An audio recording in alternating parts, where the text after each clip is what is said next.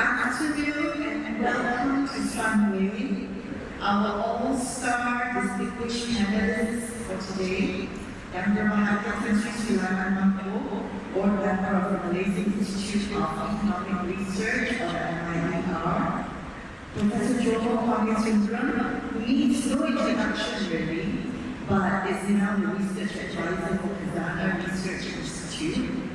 Dr. Muhammed, Abdul, Khalid, research fellow at the Institute of Malaysian and International Studies at UKM, a good partner of Sunway, and my former Secretary General of the Ministry of Higher Education, none other than Dr. Mahendhiran Noorul Ainur, Professor of Practice, now at the Sachs Center on Sustainable Development at Sunway University.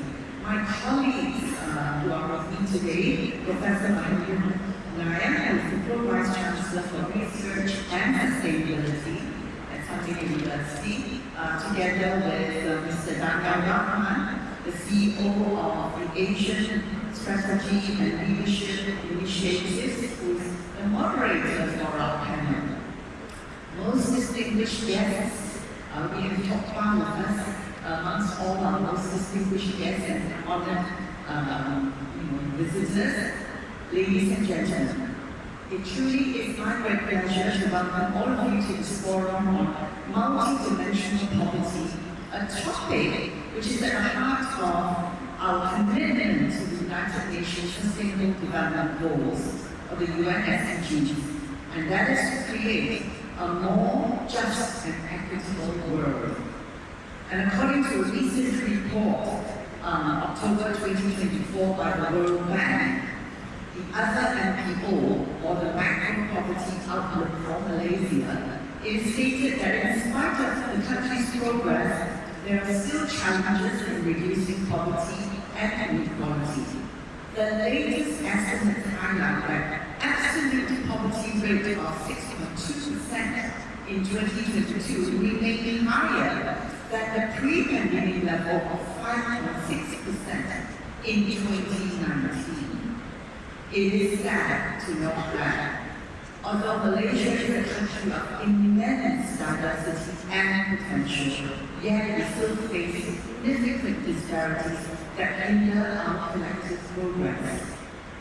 But poverty, as we all know, is not simply a matter of income. It is a complex web of interconnected deprivations which affect people's lives in multiple ways. It encompasses not only financial hardship, but also a lack of access to education, healthcare, clean water, and other essential resources. I trust that this forum will be a crucial platform in exploring the multifaceted nature of poverty, to share innovative solutions, and to foster collaboration among diverse stakeholders. By bringing together leading experts, let us gain a deeper understanding of the root causes of multidimensional poverty and to develop effective strategies for addressing them. At the Sunway Education Group, we believe that education is the most powerful tool for breaking the cycle of poverty and empowering individuals to reach their full potential. Through our various programs and initiatives under the Danial Foundation, we strive to provide access to quality education for all, regardless of their socio-economic background.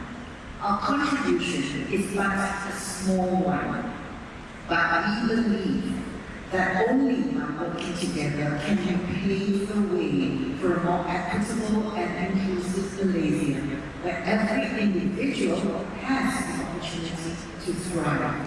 So, ladies and gentlemen, let us listen to our panelists who will be sharing their insights and experiences to provide us a better understanding of the issue of poverty and to identify innovative strategies which can lead us towards more effective solutions. Thank you, and have a great afternoon. Okay. Now, I want to get right to the point moving forward. We are on the verge of our 13th Malaysia plan. As Director General of EPU, you would have helmed a number of the Malaysia plans in the past. My question is, what do you see as a key priority that we should have in the upcoming Malaysia plan that we haven't had yet? And how hopeful are you that this could see us addressing our multidimensional poverty challenges? Thank you. I think if you know this is not necessarily about people who trying to come up with the English channel. Very interesting mentioned this discussion is very good. And this is something that we try to do further in this poverty. So the question just characterizes the question of the dimension, for example, talking about nutrition, subsidies. It's very important to examine this issue. So there was the multifaceted nature of the world will become. We just talking about incomes. Per se, but how starting with that mentioned.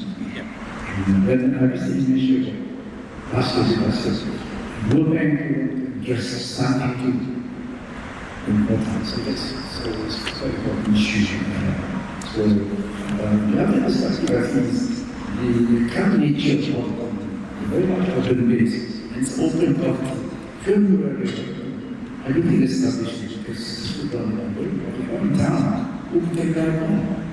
By no and what matters is that the urban population now has not the result of the plantations to areas, for example, the estate plantations, because the scheme, not by ex-plantation because of union. So they are no reason. So they are no exposed to the about it's pretty getting, for example, good housing. In some requirement, requirement changes difficult. This was already indicated in this kind of time. This is something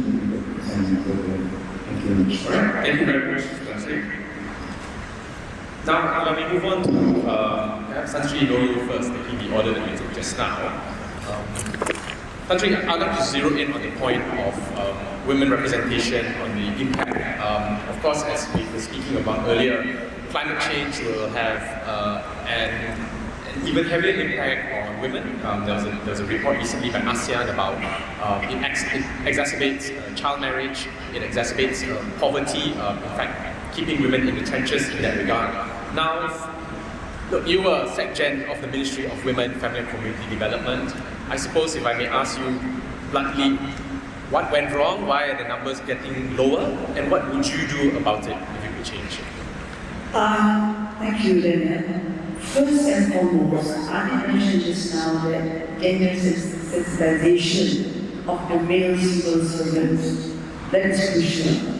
So, you talk about diversity, you want women to be involved, you want to make policies for our women. Therefore, you need to have that kind of action being done, especially at ministerial level, because they are heading all the ministries, number one. And number two, in terms of education, for example, Daniel was involved with me when it comes to education at one point of time. We were doing blueprint in higher education. The participation of private sector is crucial. And I'm glad that the entire project is now, you mentioned about working in terms of job, employment for the students, and also the people or rather MIER. That's actually one of the best that I've heard thus far. Working with students and also with people, with the poor, especially the women, because we need hand-holding for the women. Women, they are shy people, so you need to hand-hold them, them and also to work with them. Otherwise, they will continuously be marginalized. That's the part of education and education to digitalization. We have so many PPRs. DBTL is we have about 60,000 units of PPR, Project Perumahan Rakyat. I believe that we can afford to have Wi-Fi. Wi-Fi installed in all the PPR. Reason being, education is crucial or vital for our PPR children. And at the same time, the private sector, for example, I love the fact that at one point of time we did 2U2I, 2 years university and 2 years industry. But there are no takers now. Reason being, we at that point of time, we wanted the private sector to come in because we are actually assisting the poor. 2 years in university and then 2 years in industry, they are being paid by the industry players. But no, it's not. They are not takers now. 5 years ago, yes, we had takers. And the other one is in terms of housing. Housing, based on my experience when I was in New York, the Rudy Giuliani had this theory of broken window. I think it's very well versed there. Broken window theory, whereby the local authorities and the rakyat or of ones of slum areas, put it that way, they beautify the place. A good example is 42nd Street. Now it becomes one of the highlight of the touristic spots in New York. So again, I believe that PPR should be done, should be beautified and come up with the third space. The first space is home, living, and second space is about work, and third space is about place for relaxation and also for you to communicate and also have a nice life outside of the office. Thank you. Thank you, Tasmin. Maybe a round of applause for both questions. Maybe I'd like to ask Tasmin whether we should have a quota for women leadership, but I'll come back to that. Okay, Tasmin, what do you think about it? What? You're talking to me? Yeah, no, okay, think about it first. I'll come back to you. Okay. Prof. Jomo, I come to you now. 3 years ago, you wrote an article, Poor Lives Matter But Less, in which you noted that the poor are much more vulnerable in the face of crises, including the ongoing economic slowdown, because COVID back then, food inflation, and adverse weather events. And you've spoken about it just a while ago. In an article I believe you wrote yesterday, you talk about convergence and divergence. You refer to Paul Collier's bottom billion, which speaks about the bottom billion people of this world who suffer from extreme poverty, and then you talk about the lucky billion, the ones who are the top 1%. Dr. Muhammad also painted a very big picture with what's currently happening. Are you optimistic about the path that we are taking based on your experience? Let me just ask it to you in a very direct manner. Thank you, Daniel. The short answer is no. All right. We have a serious problem in the world today, where many of the leaders of the world are inclined towards war. They want to resolve differences but through war. They see the assertion of power as an assertion of strength. We have many things, many problems today which are likely to get worse rather than get better because of such tendencies. And you don't want to, and the powers which are less strong are inclined to emphasize their strength rather than to move away from it. So we have a situation right now where, normally I would start with giving salam. And I take it very seriously. When you give salam, you're basically saying, you're wishing peace, okay? But half the time people do it routinely without even thinking of what they're saying. But it's very important for us to remind ourselves about the significance of peace. Whether you want to say it in Arabic or you want to say it in some other language, whatever it is, I think we have to think about this very seriously. So we are now caught in a situation where a lot of the fate of many countries and regions are due to all kinds of factors. Today, a few years ago, Malaysia was almost dragged into a war. Okay, because one of the advisors, I can tell you his name now, Mike Pompeo, Secretary of State, contacted the then Prime Minister, wanted to have joint military patrols, and Prime Minister of the day agreed, and it was only because his foreign minister and defense minister from a different party didn't agree that the whole thing was stopped. Now, And as far as Pompeo was concerned, Pompeo basically presented it to Trump as follows. Okay, we shouldn't have a war with Russia, we shouldn't have a war with Iran or with anybody else, because those things can run out of control. But a small conflict in Venezuela or in the South China Sea, that's manageable. And then you will have the effect which got Margaret Thatcher elected. She was doing very poorly in the polls in 1983, and she got elected after starting the war in the Falklands. Similarly, as you know, 2003, George W. Bush was doing very poorly, and by going to the war where over 1 million people, Iraqis died, you basically, through shock and awe, etc., you basically won the war. You won the war and you won the election. Okay? It's got nothing to do with what is right or what is wrong.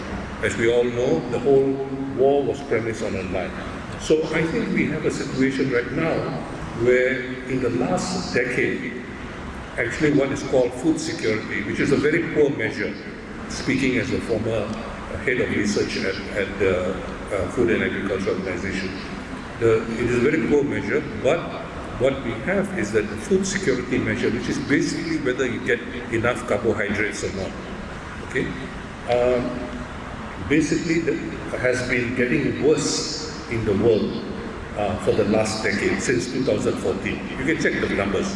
There's a FAO publishes something called SOFA, State of Food and Agriculture, and the last report came out just a few weeks ago, and it describes the situation. Now, what you have since the pandemic, but continuing after the pandemic, for the first time since the 1990s, the World Bank is admitting that the poverty numbers are getting worse in the world. Sorry, say that again. Poverty numbers are getting worse in the world.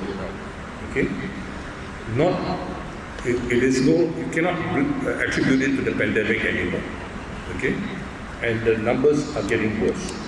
At the same time, you now have a proliferation of billionaires. Okay?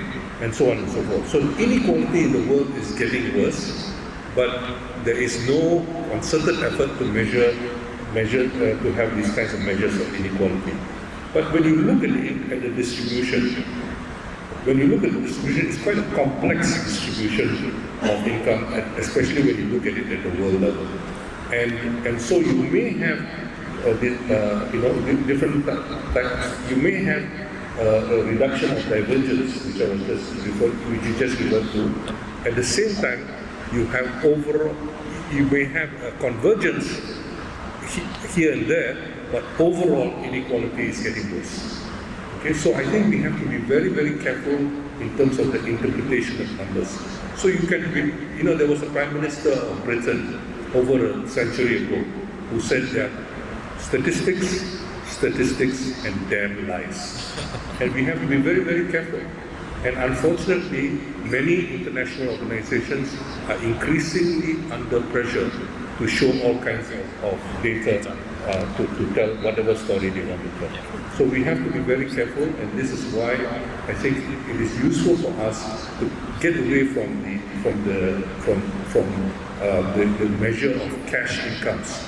And I just want to conclude by emphasizing that when we started looking at this at the time after independence, and especially we paid greater attention, as Sulaiman reminded us, at the time of the NEP. When we looked at it, at the time of independence, 90% of the population was rural. At the time of the NEP, 80% of the population is rural. Today, according to our last census numbers, almost 80% of the population is urban. But in reality, if you look at the numbers and you look at the so-called peri-urban areas, many people outside municipal limits are actually living in urban conditions.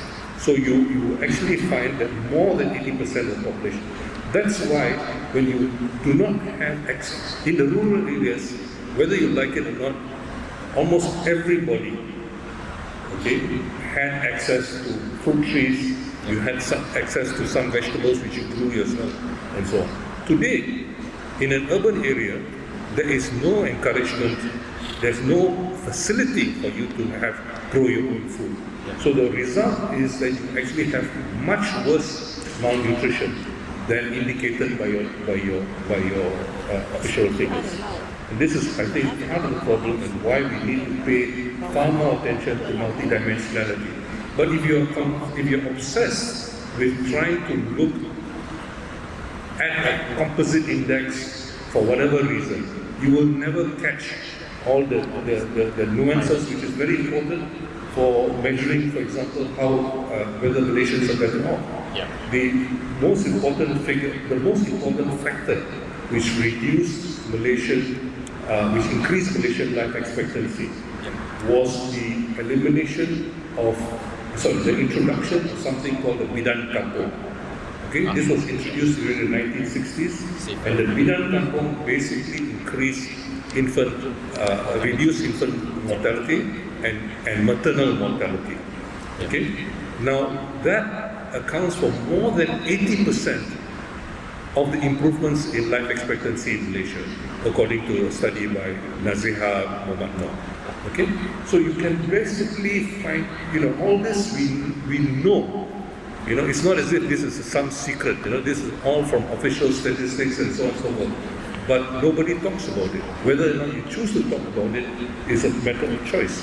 And this is why I think we need to pay far more attention to the different dimensions, but not try to obscure them by trying to reduce them to some kind of single index.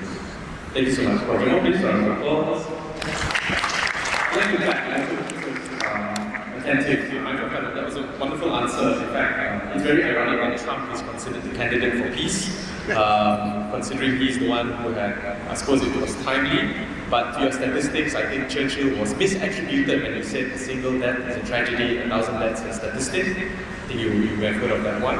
But also very interestingly, there was this documentary by Michael Moore called Where to Invade Next, which he traveled the world and he had gone to different countries. Like he said, in Italy they had 2-hour lunches, in Japan children cook in schools, in I think in Finland there was a very liberal education access, and he said all these components separately has enhanced the society, but come together, it actually makes for a better society. And the conclusion, sorry, spoiler alert, is a lot of these practices actually stem from the United States of America, because he was trying to say that these are values which have been lost by the American system due to capitalism.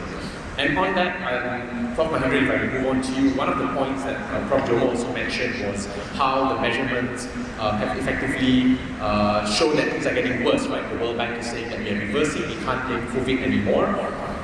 There was a recent UNSDG report which says that not only have some of the goals stagnated, but they are going in reverse, right? Despite the 2015, the goals having been announced 10 years ago, 2015. Now, of course, the work that you do at Tari, as you have shared, are about addressing some of these challenges, but on the ground.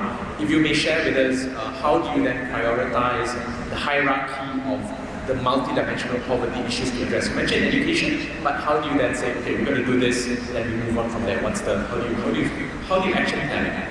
I think one of the key things is that in every, I think the speakers also mentioned that it's not just country context, but also community context. And different communities face poverty and, in a very different way. But one of the things that we noticed in the scenario is that 65 to 70% are Muslim, right? Another 20% are Indian, particularly from the estates. And then there's a small Chinese population, but there's a lot of foreign population there too. So they have different challenges there, particularly undocumented and so on. But the whole idea is that while the macro data is very important, we have to actually go down to the ground to meet every family. Every family has different dynamics. When we went down to the ground, there was a family living in a very small home, 3 generations, 20 people living there. In one family, 20 people living there. Grandfather, parents, and children. The psychological state is phenomenal. When I talk to the youngsters, they say there's no space in there. So when they come out and live up with all the others, so this is where we have other social issues, right? Psychological, and there was a study, I think last year, that shows that the number of teenagers that are thinking about suicide in PPR is very high. Right? There is a family that we were visiting, one of the things that we realized was this year when school started, when we talk to the kids, they don't want to go to school because they don't have shoes and uniform. They're so shy to go to school. Because all the other kids have uniform and they don't. There's one kid that's studying now that I have a brother that is studying in the afternoon and I'm in the morning, he's in the morning and in the afternoon. They have to share shoes, right? And he said the brother plays football and he came back in the afternoon, he used it. Every Monday we have, assembly. He got picked up because his shoes was dirty because of the brother. So we see every family have their own story, right? And we need to be able to capture that. It doesn't get captured in the ECASI database or all the other databases. But guess who has that information? The balloons of that building blocks know. And we need to talk to them. That is why building the trust is really important. So we asked them, how many kids are affected? He says, of course, 20 to 30% are in this. So I told my president, and Ansri said, can we do something about this? He said, okay, how many kids are there? 1,400 kids. We said, we'll give all of them uniforms and shoes. And this is like 3 weeks before the school started, and we were scrambling.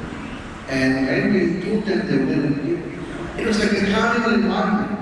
And you see the kind of joy in the face of having new uniforms, and the kids were a simple, small step that has got a major impact. When we talk to some of them, there are families where the grandmother is looking after 5 grandkids because the father is in prison, the mother is not around. Right? So every family has their story. And I think as a university, we need to be able to document that. Today we have the technology to do it, right? And everyone just, like I mentioned, it's not just country specific, not just community specific, it's family specific. And I think that is why we're doing this baseline data to understand every family so that we can intervene at early age. And that's why our data is very important. And I think if we can capture the 26,000 families and track them to see what are the there are many that have non-communicable diseases. And one of the things that we're looking at, most of the PPRs are near highways. The level of pollution is very high. So they have asthma, and we now know that in cities like diabetes and others are linked to pollution. Right? So we have our scientists now are looking at how do we look at pollution level and the level of cities. And can we find solutions to block off the pollution by putting green walls? So it's really looking at solutions in the community, family specific, and finding targeted solutions. I think without that, it's going to be very difficult. It's like the public crisis. Like whatever we do is not going to make that change. So it's very important to come down to family specific context. It's data intensive. Takes time, but we've got to do it. That's why some of the Russians speaking it today. No, every family has a narrative. We need to be able to capture that, track that. And when we started doing that a year now, the level of trust and the level of kind of support that they give to our students and our academics is phenomenal. Building their trust is really important. Thank you very much. A round of applause for Andrew. I really love the fact that it's very grounded on reality and sometimes you need that little spark to effect a change. Speaking of solutions, Muhammed, I'm now back to you. The government is coming up with solutions. We've got an expansionary budget for budget 2025. Subsidies are being cut and retargeted to the group that needs it. We spoke about the T15 earlier. We see Tan Sri slides earlier shared that welfare assistance has gone up from 1.8 to about 2.5. There's Sumbangan Tunai Rahman, diesel is still there for the Nelayans. I mean, but Bersih today came out with a report saying that they will give this government a D. So what's not being done enough of, and what can be done? you F. I don't know whether it's Yeah, to this report. To this report, yeah. You mentioned that the government reduced subsidies. Has the process? They haven't reduced subsidies. They're not sure how to do it. Because it's very confusing. Either using ICT, who gets it, how he gets it, is very confusing. Perhaps it's better. Perhaps it's better. Now subsidies just really. I remove 20 million. Then 2% of your answer. What do I do with this 20 million? Who gets? If I want to say something, I say something, who gets? That's what the question is. I have 20 million. I'll return back to the people. I'll return the two. In one form. I'll solve our issues. They use Vice-Chancellor approach. We know we have children who are suffering. I intervene the first 1,000 days. Many doctors have recommended this. I intervene and make it universal. Food program is what Professor Jomo and myself have tried to do. Food program in school should be universal. Because something is not just for good. Many face something. You can universal, don't separate kids. You understand? Makan kami semua bertolong, boleh separate. So the church, I call them, you will lose. Don't separate. That every day says food. Nutrition is important. The first policy statement by the new president of Malaysia, what it says, I'm going to borrow money to feed the kids in school. That's the first thing. We have more than that. We use money in the first 1,000 days, and others, if the kids. And the third is to the elderly, because we have a long time. So you take and give. Some say I want to use business plans. 30% of money for kids is not enough. That's what you give. Second, we also make sure taxation is fair. Taxation is not fair, still not fair. Although this is a budget, we need the introduction of giving taxes will do. But I will not give exemptions. The examples that ASLI, I cannot exempt. Because it's only very small, you can. But what you need was giving tax. You announce what's on tax, and now you forget about it. It was not 2 years ago. I didn't forget about this. If you're poor, you buy online, you pay taxes. You buy expensive purchase, you pay tax. You buy EV cars, you pay zero tax. You pay tax, you pay sales tax, you pay anything. EV is expensive. You buy IV, flat exchange is study, buy it. Police are actually pay tax. If I buy Mercedes EV, if I'm Mercedes EV, I have to pay zero tax. It's unfair taxation, unfair distribution. Yes, we give 2.4 billion to poor people. The foregone revenue from EV tax is more than 2 billion. You can easily find that by taxing the very rich. Taxation is different. Distribution should be better. To solve this, it's not economic policies. To solve this, you need policy makers who are honest, highest level of integrity, that instill confidence. Any policies that introduce instill confidence to voters, foreign investors, and investors. How can we instill confidence when a lot of us is already prime ministers? You cannot instill confidence. Countries have failed because of corruption. The World Prize says a lot of people. Professor Jomo didn't agree with book, they wrote this about this. But the idea is that if financial failure, they want to double prices. How are they? Because governments, Filipino consistently here in ASEAN after Singapore 40 years ago. Now, because of corruption, and changing our culture and Switzerland. Oh, because of corruption. How do you say confidence? And corruption is the second highest, second most office in the world, in Malaysia. So to solve your problem, economic policy is easy. You ask 1, 2, 3, 4, and you get answers. Previous policymakers can give answers. When corrupt policies give rule of law is separate for the poor and for the rich. Including Mayor, Muslim. Including Mahbob, without Islam, Jomo, and lucky almost liberal. Because our legal letters say, we treat our love.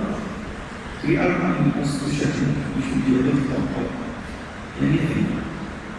To the Syrian, in common sense, change the proposing the Nakam. We are public based on the Constitution. To catch it. So leadership matters, rule of law matters. Otherwise, people will not invest in the future.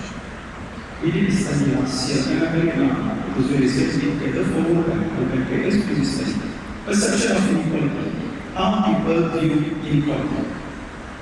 One of the questions they ask, when do you think your children will? Where? In the income level, you speak by T20, another by T20, until bottom 20. If you are bottom 20, where do you think your children will go? 20% say remain B20. 50% says just move up one level. And out of 100, only one. Only one says they can do all the income. They will have confidence. Confidence comes from leadership. If you don't solve this, you don't have to do. To answer the question, to solve this, get right people. Alright, thank you. Round of applause. All 100 wants to respond very quickly. And I will open the floor to questions after this, so please take your hands ready. I think it's a very good point that Khazanah mentioned that, among all the factors, what is the most important factor that drives any development agenda, whether poverty or competitiveness. Interestingly, when we did many empirical studies, and I talked about AI, and one of the things is institutional stewardship, leadership, capability, and capacity. Right? The second one is actually integrity systems. This is your governance. And the third one is actually interaction, which is partnerships. And we just did a study in Rahman and Danial. What it shows is that all the other infrastructure, talent matters, but the most important thing is institutional leadership, stewardship, capacity. That institutional vibrancy is so important. This is the corporate sector telling us. And we also did the survey for our 10,000. Who do you trust with the natural Khazanah of the country? Number one comes scientists. You know who's the lowest, the last? Politicians. That's how much people have trust, right? So again, I think the whole idea is that without good institutions, it's going to be very difficult. No matter what you do, and that's why leadership is so important. And I just want to rest the thing. No, thank you. I mean, that was a very interesting data, especially empirical data coming. And maybe partly that's why I asked you the Asian Strategy and Leadership Institute. We have leadership development programs. Come and speak to me after this for more information. So, alright, time for audience questions. I'm just mindful we've actually got very little time left, so maybe 10 minutes. If I can take 2 or 3 questions at a time. Show of hands, Mr. Faisal, you have a question? That's one. Madam here, and a lady in the back, in white. Yes. So 1, 2, 3. Do you have microphones for us? Yeah. Yeah, we could keep the questions short. Just introduce yourselves, who you are, where you're from, who the questions is for, and together the questions. Thank you. Please go ahead. Hi everyone, thank you for a very comprehensive that's my question for Secretary. This is something that is sort of struggling to get my head right now. Recently, some papers came out, basically the current generation of young women are doing the best in history. A lot of them are doing a lot better than young men. Right? And that's a lot to do with education. The number of young women getting through higher education degrees and things are very high. But there are also studies that show that the more educated women become, your birth rate has an inverse relationship to that. Right? How do we get the right balance between educating women, making sure that everything's fair, and at the same time, in Malaysia, we're already below the replacement level, right? 2.1 is the replacement level, we're at 1.6. Malaysia is 2.1, but the Chinese is 0.9. So, how do we balance this? Thank you. Before maybe I take a few. Yeah, okay. Yeah. There's one lady here and one lady there. We'll take the two of you first. The one in white and the lady here. Sorry, I'm just using words. You're in the tudung, lady in tudung, lady in white. Sorry about that. That's the easiest way to identify. Hi, my name is Sundaram from UK. My question is kind of open, but I think especially for Dr. Mahbob and also even Professor Mahendhiran. My question is, how would you suggest for, as researchers, that we could narrow down the poverty gap for the disabled community so that they can have a fair involvement in the economic pie, both for visible and invisible disability, especially amongst the youth? Thank you very much for your question. Alright. I think maybe did you hear the question? Yeah, no. Oh, okay. So the question was how to narrow the poverty gap, especially for disabled communities, and especially those amongst the youth.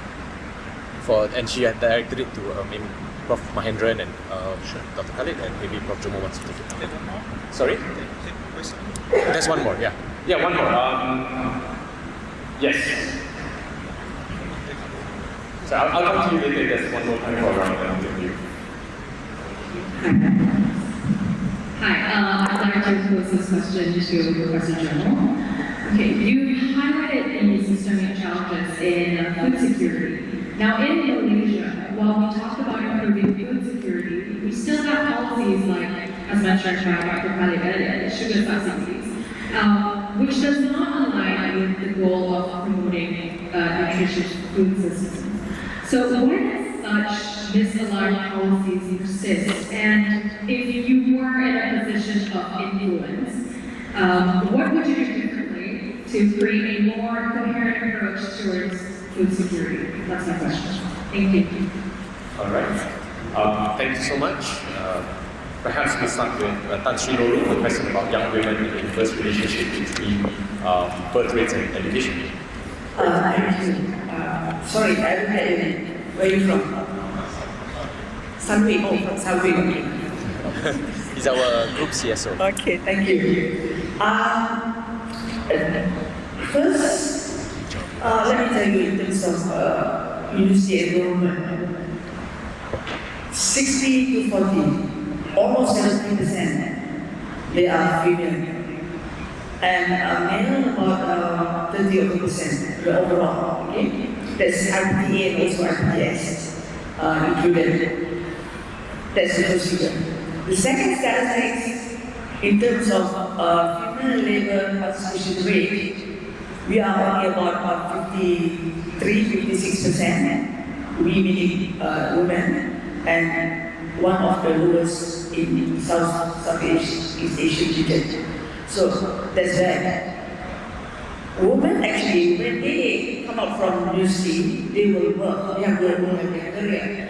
But in terms of sustainability of your presence in organizations, that will be a bit of a problem. Once we, like you mentioned just now, once we have give birth, the question is the private sector, they are not helping out yet. They do not have child care centers.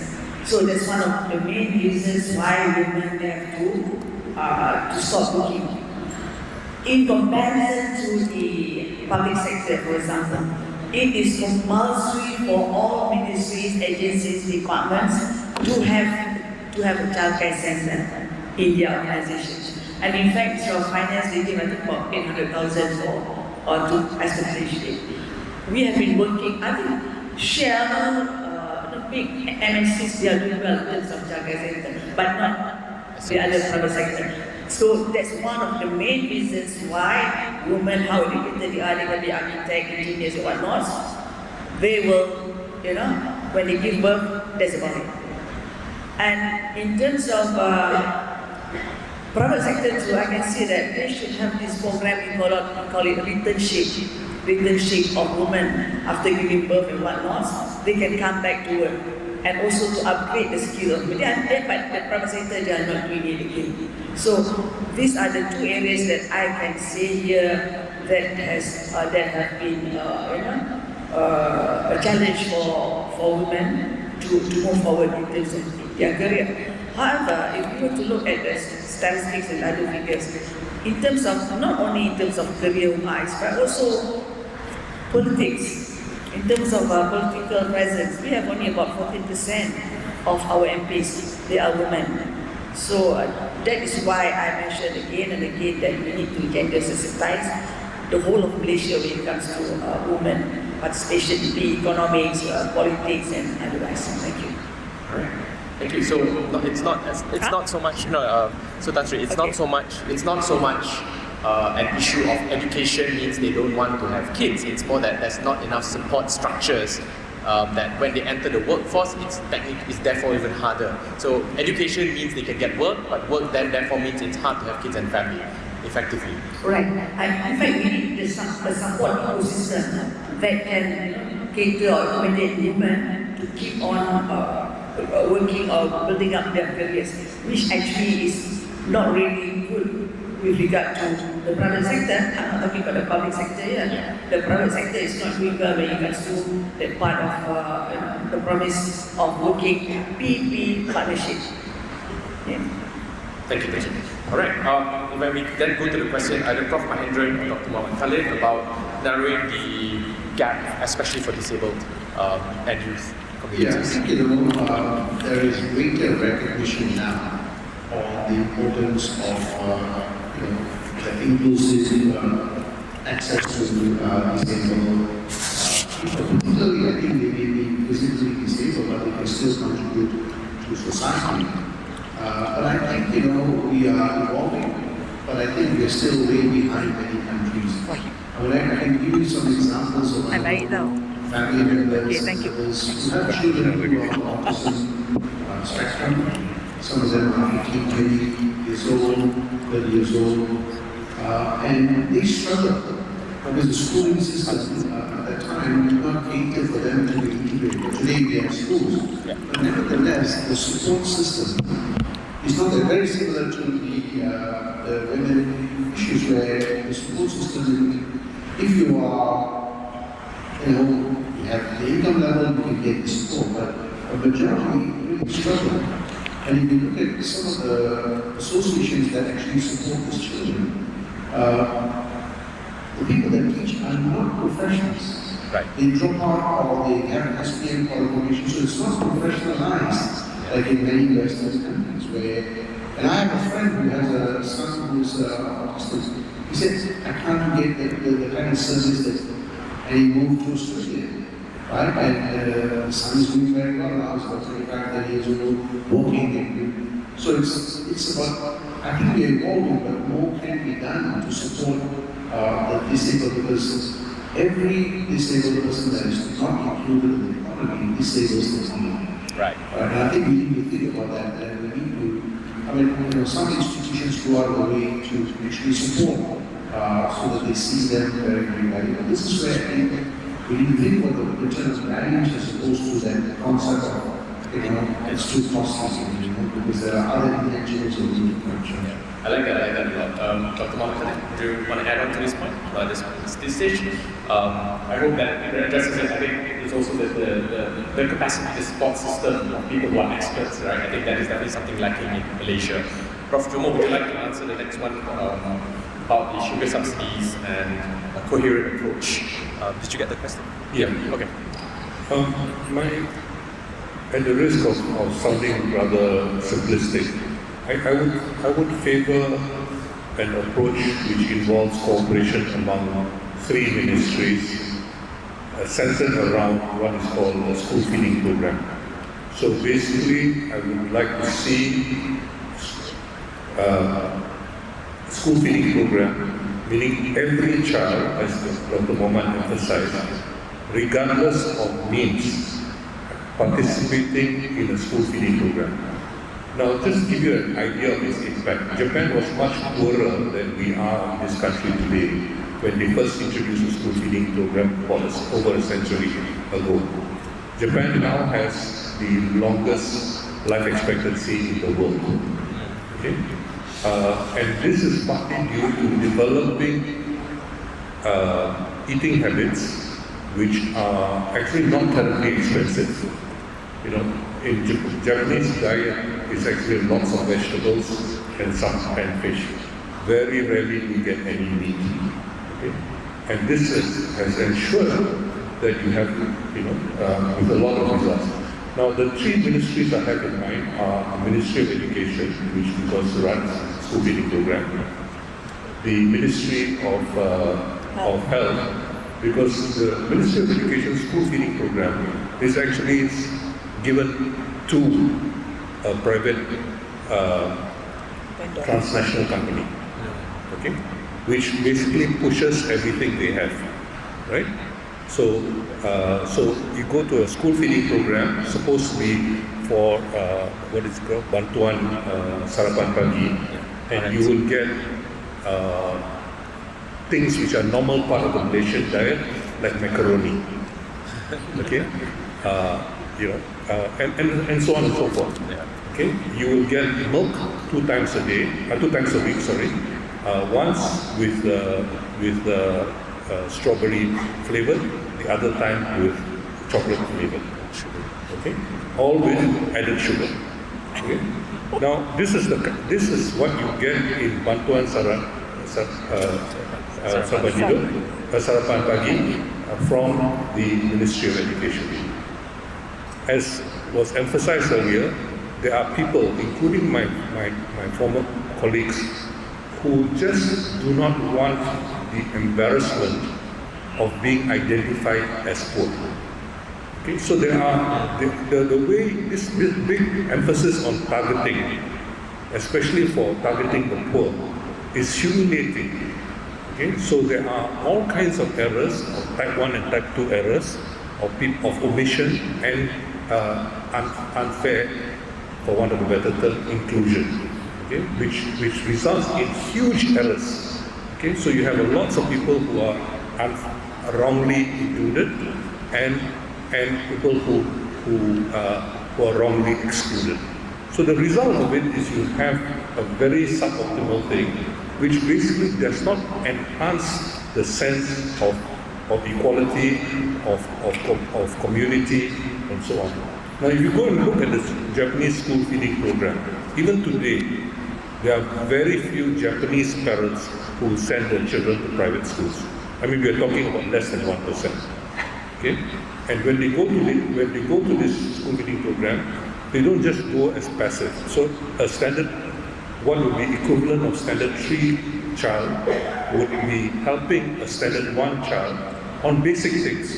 You know, washing your hands first, going to how to collect your food, make sure you don't waste your food, and so on and so forth. So all kinds of values are inculcated at a very young age in this whole program. And the cost of the program, which was developed by the Ministry of Health, okay, it's called, for some strange reason, it's called HITS. The HITS, the HITS program basically not only has very good results, it's also much cheaper. It's 2 ringgit per child per day. Okay? Except that if you do not have enough money to pay ahead for the whole month, for example, you do not, you have each meal, if you go and sign up, because if your family means are very uncertain, if you sign up each time, you actually pay RM2.50. So this Ministry of Health program is run in northern Jomo, around Yongping, and it's really run on a voluntary basis. In this case, it happens to be run by a Chinese school, where there are a lot of Malay kids and Indian kids as well. But there is a Tamil school nearby, which also many of the children participate in the school feeding program, and so on and so forth. So you can have a lot of good results. The incidence of obesity is close to zero. The incidence of the achievements after 1 year of improvements in cognitive abilities is quite impressive. And all this is all demonstrated. Okay? Now, why do I want to get the Ministry of Agriculture involved? Because right now, the Ministry of Agriculture's understanding of food security is grow more rice. Now, this dates back a century to the colonial period. Okay? The reason why Krian is not part of Kedah, but part of Perak, is precisely because you needed Krian to increase the exports to produce more rice, so you didn't have to import rice from Siam or Burma in those days. Okay, so you have all kinds of perverse consequences, but there is absolutely no reason why the agricultural subsidies should not be conditional, for example, on producing much more vegetables, where the farmers are rewarded not for how good looking the vegetables are, but rather how safe the vegetables are. And if you have the PIBG involved in helping to monitor the quality of food, you will get much better food preparation, you will get much better quality food in terms of food safety. In other words, not rewarding people not for how good looking their vegetables are, but rather for how safe the vegetables are because of the non-addition of pesticides and excessive chemicals of other kinds. So these all can be done and have actually been done by Malaysians in the past. But we're talking about 60 years ago. Okay, Malaysian society has changed, and you cannot reverse the clock as far as the transformation of Malaysian society is concerned. But you can introduce new interventions appropriate for the new challenges of our time. And this is basically what is needed. There was some discussion during the first Pakatan Harapan government. The Deputy Prime Minister at that time, Dr. Sri Wan Aziza, actually initiated conversation. Dr. Mazli actually started the whole thing going until he was fired. Okay, so basically, I'm not saying that they have the answers to all these things, but it's almost impossible nowadays, okay, to get inter-ministerial cooperation.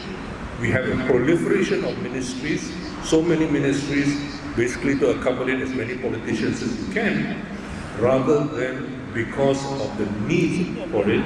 And the ICU, which was a very important part of government in the old days, because you had the EPU, you had SERU to evaluate, and you had the ICU to coordinate and implement.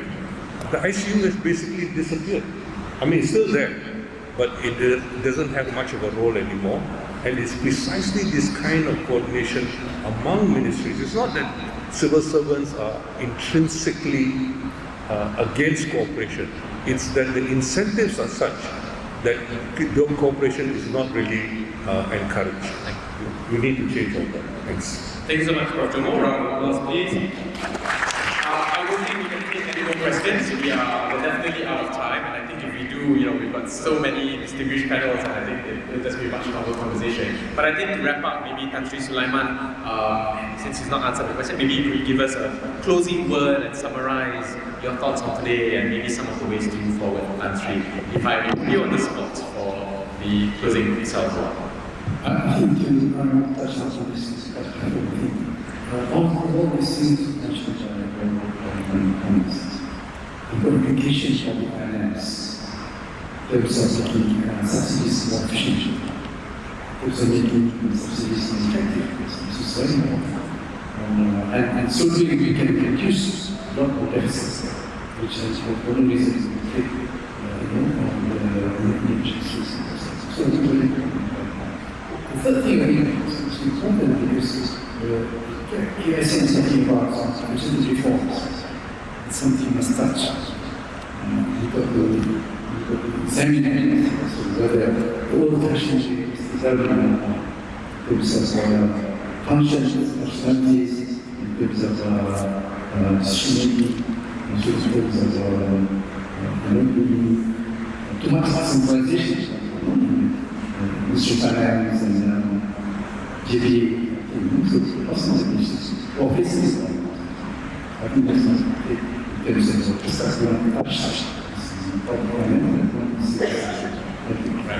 So please join me in a round of applause for our panelists.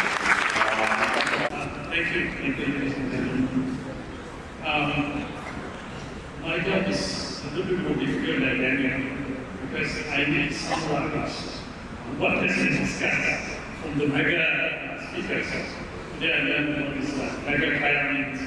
So the mega speakers, I need to summarize them.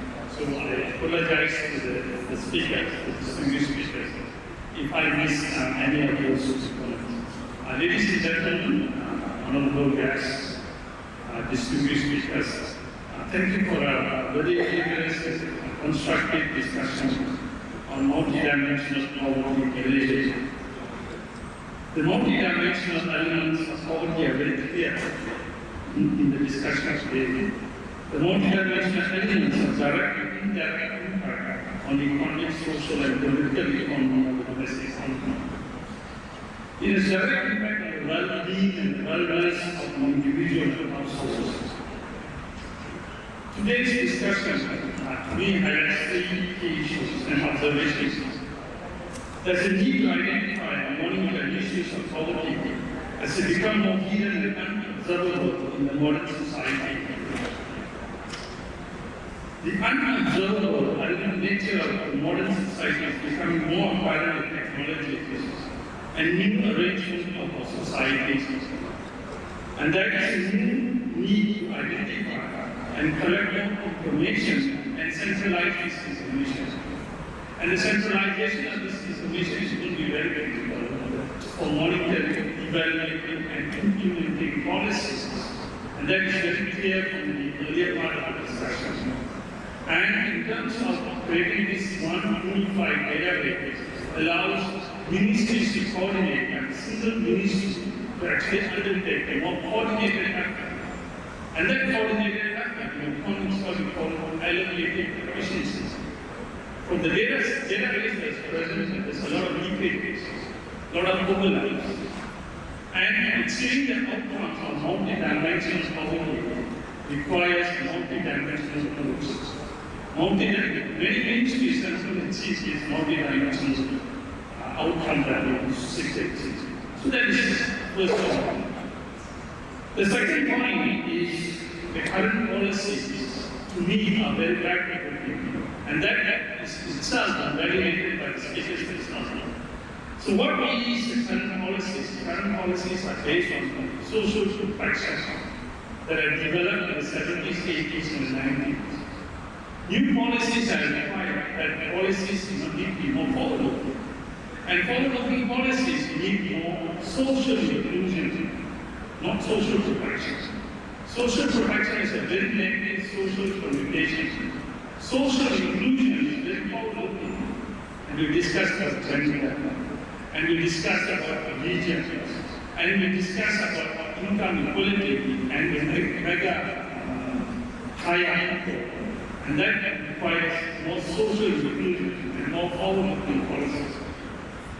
The third one is even more important from the discussion itself. Market-based policies are becoming weaker to address poverty and multidimensional poverty. And market-based policies are also becoming not only weaker, but also very uneven dimension to manage evenness that we need in multidimensional poverty itself. So, for example, as Professor Jomo highlighted, data and in terms of market-based policies, the vulnerability of people have actually increased quite significantly. So what we need new policies to address new multidimensional, new modern poverty. And we need to study the dynamics of poverty very clearly. The dynamics of poverty is not about social protection. The dynamics of policies to solve dynamic outcomes that need to exist. So with that, ladies and gentlemen, we came to the conclusion of the workshop. And I honestly and seriously hope that this workshop leads to many other discussions and policy changes itself. Discussions like this just end up with discussion, doesn't end up with much outcome itself. Currently, it's very clear that many people require money and require support. So I hope this discussion coming from the mega academics should translate to very positive outcome. And JCI, Sunway University, and ASLI hope that we translate most of this discussion to policies. Thank you. Have a nice day.